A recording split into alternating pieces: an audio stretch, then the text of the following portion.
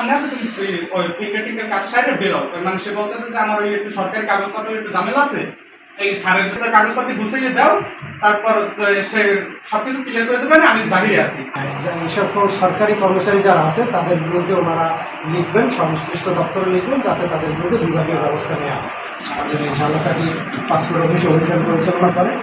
তো তারা 3 জন ব্যক্তি, সন্দেহভাজন ব্যক্তিকে আটক করে।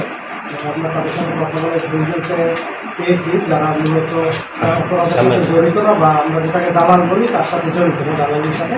কিন্তু একজন ব্যক্তি পেয়েছি যিনি মূলত প্রমাণ করতে পারেননি যে তিনি দালাল না, তিনি এবং স্বীকারও করেছেন যে একজন ব্যক্তির নিকট থেকে অতিরিক্ত টাকা দাবি করেছেন।